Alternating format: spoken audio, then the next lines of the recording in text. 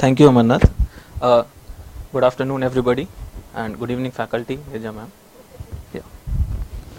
So, I'll beg my pardon that I am going to treat all of you as 10 plus 2 students for my talk today. So, basically, my job is to convince you to choose chemical engineering as a career, henceforth. So, as it's listed on my first slide. Am I audible? Yeah. So, I view chemical engineering not just as a career but as a way of life in itself, and as I will proceed through my slides, I think you will get synchronized with my thought process. Well, first of all, the thing which is flashing in all of you's mind, what chemical engineering is all about.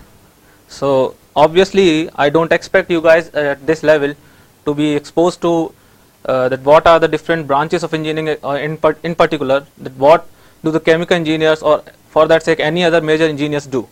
So I'll just suggest you to pause for a moment, look around yourself.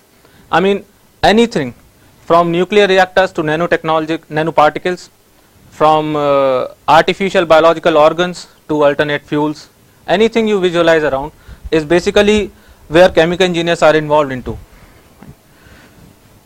So these are few fields where which the chemical engineers are supposed to be working in. They are fuels, batteries, polymers, drugs, treatment of water for drinking and the other purposes, fertilizers, microelectronic circuits fabrication, biosystems. As I said, artificial organs are included in this. The nanoparticle synthesis, nanotechnology, papers, plastic, ceramics, nuclear reactors, and even environmental pollution these days. Just to give you a feel of how what all things are being used. Microelectronic fabric, these nano channels or micro channels are synthesized by chemical engineering principles, nuclear reactors. So in fact this question I should have posed even before, that what actually most of us want to be. Like, we all are in teenage, and what we get exposed to is usually through the media, let's say movies and TVs. So what do we see there? A lot of doctors on the screen, a lot of lawyers, maybe sometimes astronauts, some pilots, and of course we see film stars, politicians, sportsmen, and that's all which we aspire to become in our lives.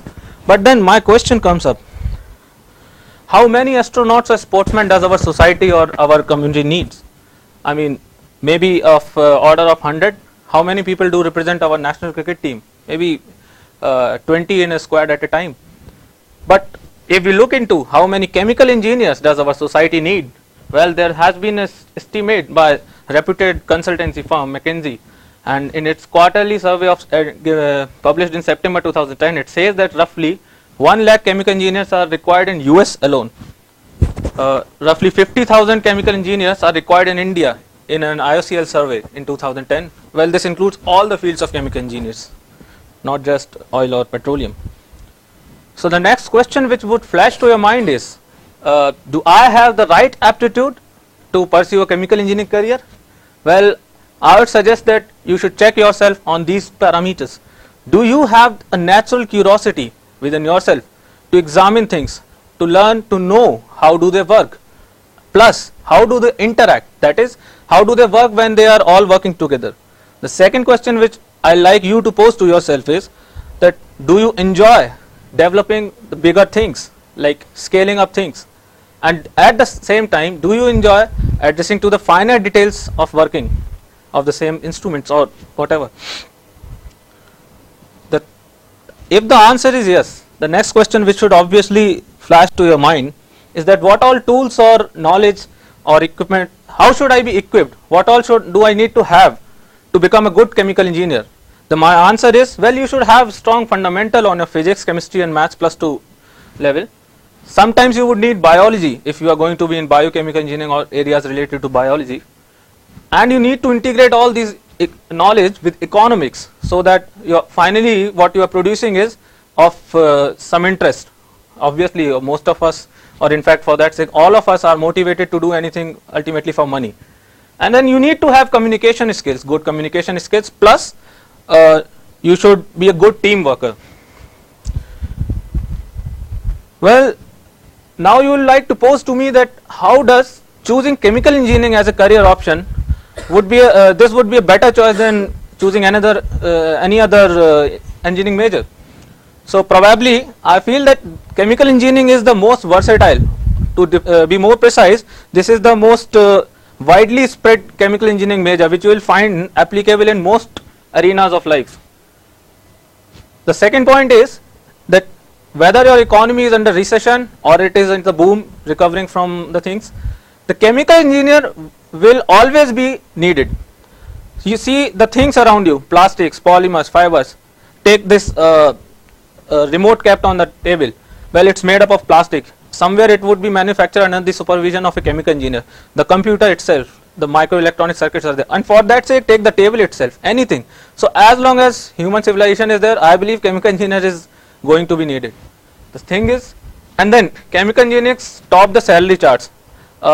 Maybe unfortunately in our country India, the scene is not so much in coherence, but if you will go to aiche.org, as I have stated, you will find that chemical engineers top the salary charts in US as compared to other engineers. And the next big advantage is you can always switch. By switching I mean, suppose you are not interested in chemical engineering at a particular point of your career trajectory, but since chemical engineering exposes you to such a wide variety of phenomena, such a wide variety of knowledge, you can always switch to things like maybe mechanical engineering, materials. Even you can go to a medicine school, because all you would need in addition is probably a few subjects of biology. And not only that, you can also go on to pursue your studies in management, because as a chemical engineer you will be always supervising a team, or maybe you will be working in a team, and you will always grasp some management skills. So switching is always a good option if you are a chemical engineer. Well, some of you would ask to me, sir, I love to sit on computers, but I simultaneously have some interest in engineering. So would chemical engineering provide me a good enough of scope such that I am able to utilize my aptitude for computers? So my answer is very much, because what the modern chemical engineers are doing is completely integrated with computers and the other calculating tools.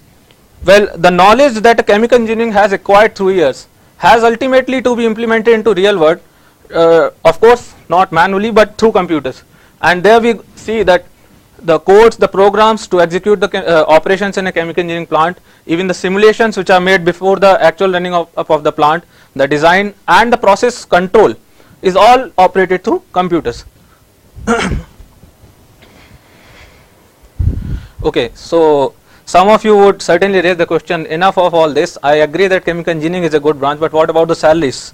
So as I stated earlier, it's one of the highest paid jobs in USA, and average salary for chemical engineers in US is 70,000 USD per annum.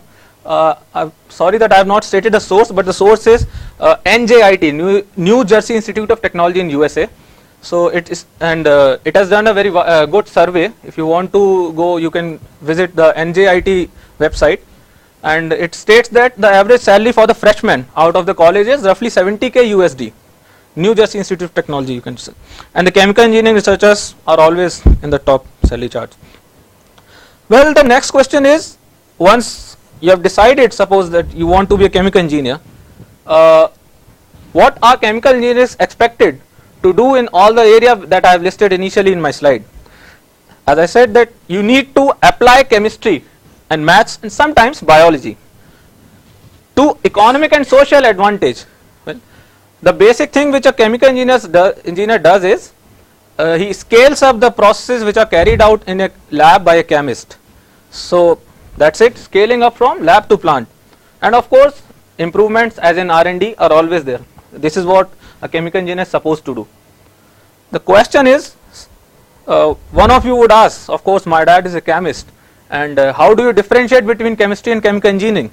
He prepares almost everything that you have listed, but then how is chemistry different from chemical engineering? Indeed, they are very much different. Chemical engineers will scale up the process of production, as I said.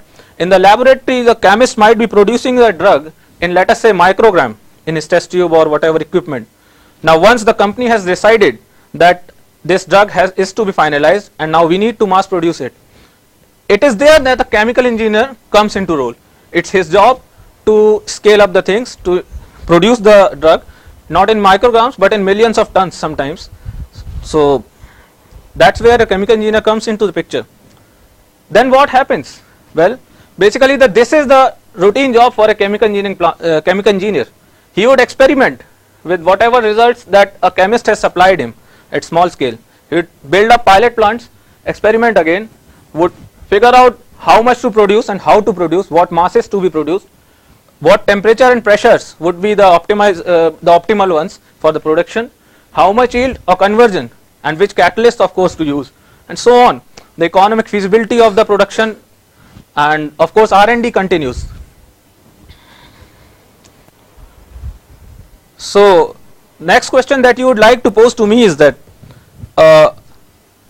what would you get at a chemical engineering BTech, let's say, or whatever institute you are going to join? So does chemical engineering education teach us how to do all this, whatever I have listed, and what are the courses that you might be studying? It's certainly a question of interest. So I list you a few courses. Typically in a chemical engineering school at undergraduate level you will find these courses available. The basic courses which any of the chemical engineer would be studying are heat transfer, mass transfer, fluids and thermodynamics.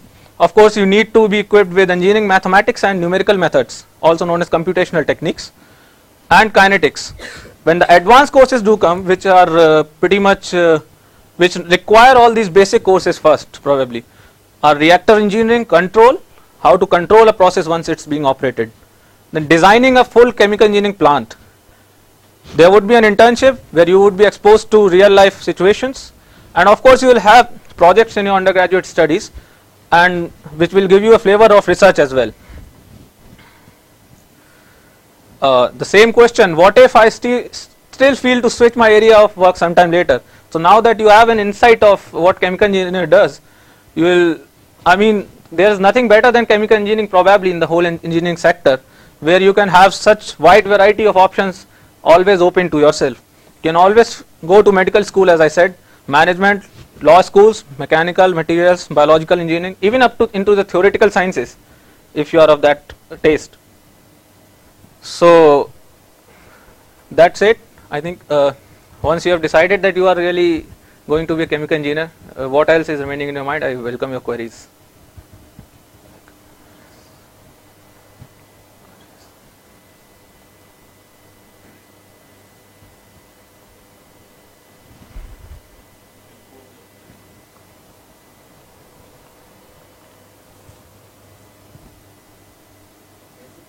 Yes.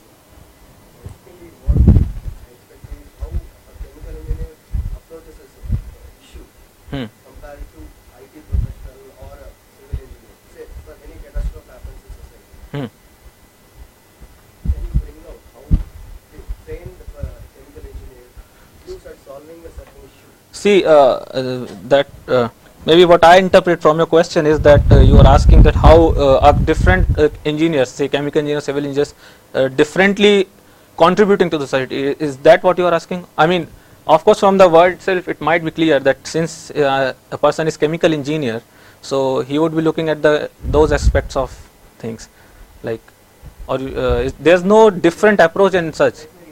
Any catastrophe happens, say, something like Bhopal gas plant, Yes. or something like oil spill. Yes. It can happen, oil spill can something commonly happen, not very catastrophic. How chemical engineer approaches and thinks about the solution, solving it, rather than other problems that can bring out the strength. See, for that sake I would, is that the question? I mean, okay. So, see, for that sake, I mean, whenever, to be very specific, suppose a catastrophe happens. So I think in that hour of need, everybody is up to how to turn the things onto the track. So chemical engineer there does not differ in its approach, in the sense that maybe it would be a chemical engineer would be just managing things from his own principles. But in as such, most of the engineering disciplines do not differ in the approach sense, because they study different things, they apply them to achieve their own targets. But if you say that chemical engineer would be somehow doing some magic or something different as compared to civil engineer, well, it doesn't happen. Basically they try to contribute to the society to bring the things, keep the things on the track. That's it. In there, maybe the ways could be slightly different in the sense that the chemical engineer has a stronger background in, let's say, chemistry, applied maths, as compared to material science engineer who is more interested in the chemistry of the elements. And do I answer your question or probably no? Okay, thank you. Please. Different engineers have different work. Yes. How you can say that the chemical engineering Is best. Probably that's what I have tried to list throughout my PPT. See, I do not claim that other engineerings are inferior in some sense or to be like that. What I mean to say is that choosing a chemical engineering career could be fruitful to you in many ways, and that's what I have tried to list. Being a chemical engineer, you are exposed to heat transfer, mass transfer, thermodynamics, fluid mechanics. This is what a mechanical engineer studies as well. You will be exposed to a lot of biological processes, biochemical engineering. So probably you will be always susceptible to join a biological engineering department. And as I said, that a chemical engineer is always working in a team, in a plant. He is in regular touch with various people. So probably chemical engineer has a good platform to become a good manager as well. So in that sense, probably I wanted to say that chemical engineering is somehow a good choice. But I do not mean to say certainly that civil engineering or mechanical engineering is not good, do not join them. That's not my notion. Yes. Do I answer your question? Yes. Okay. The subjects? Okay. Yep.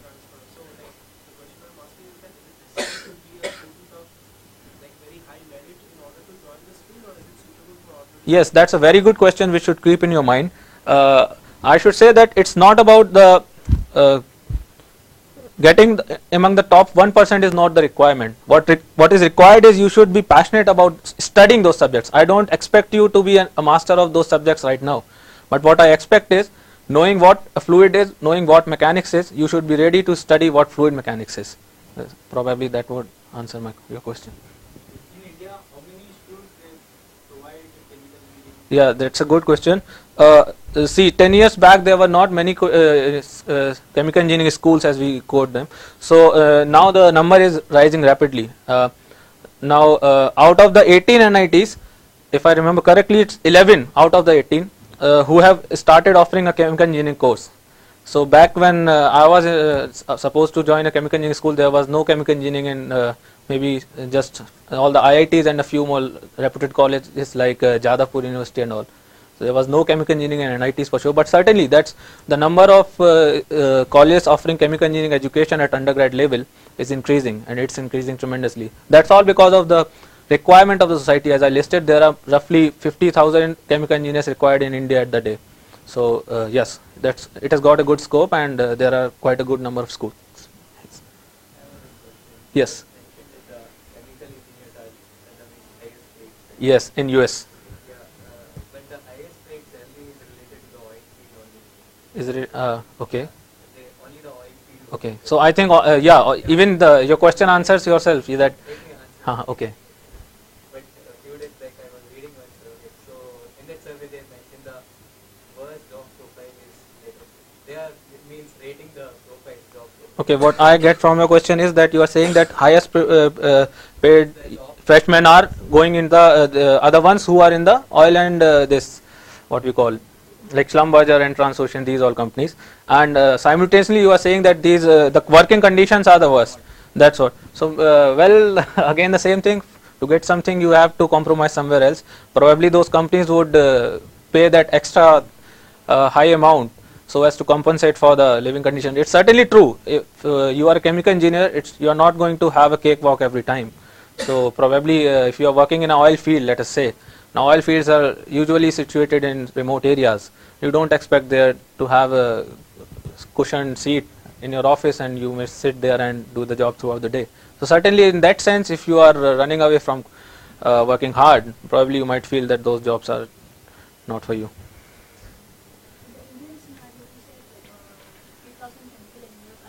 Yes. Do all the chemical engineers pass out of colleges, are they absorbed in these companies? Yeah, by 50,000, yes, thanks for reminding me. By 50,000 engineers, I mean to say freshmen. In fact, there are more chemical engineers needed. What I mean is that these many freshmen or not having considerable experience, these many people are needed. Yes, they would be absorbed certainly. Any more questions, please?